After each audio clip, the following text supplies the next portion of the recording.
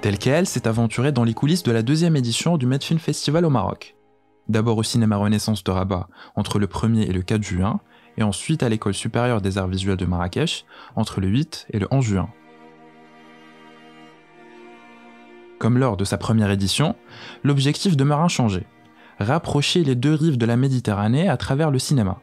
Medfilm Festival, c'est un festival historique italien à Rome créé par Ginella Vodka, il y a presque 30 ans.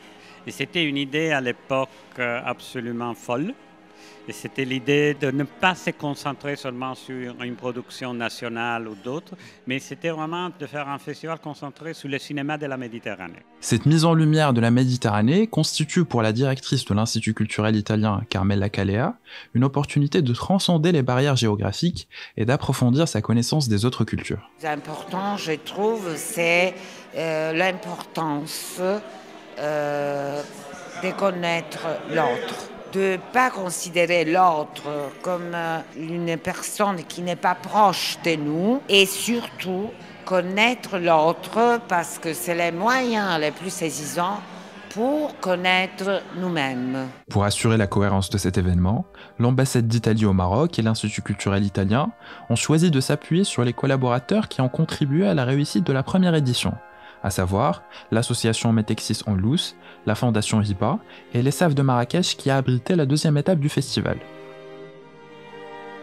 Nouvellement à la tête du département cinéma de l'école, Al Diljim met en évidence l'apport que représente un tel événement pour les cinéastes en herbe. Il y a deux projections de films, le film de Pietro Marcello qui va ouvrir, donc qui va être le film d'ouverture, et il y aura une discussion avec le scénariste du film. Et donc nos étudiants sont là pour la projection, mais sont là également pour la discussion qu'il y a après avec le scénariste.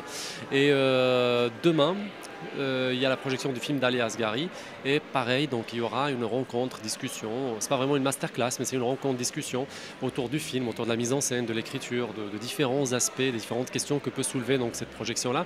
Donc pour le moment, il y a des échanges de cet ordre-là, donc une présence des professionnels avec les films sur lesquels ils ont travaillé ou qu'ils ont fait. Ainsi, le public rabatais et marakchi ont eu l'occasion de profiter d'une sélection éclectique, mettant en vedette 4 films italiens, 4 internationaux et 4 courts-métrages.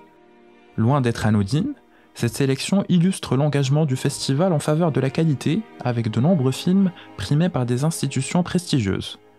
C'est notamment le cas du film Les 8 montagnes, réalisé par Félix van Groningen et Charlotte van der Merch, qui a remporté le prestigieux prix David di Donatello 2023 du meilleur film, ou encore le documentaire Carte postale, réalisé par la Marocaine Asma El Moudir, qui a été salué par de multiples prix et distinctions dans le Grand Prix du Festival international du film féminin de Toronto.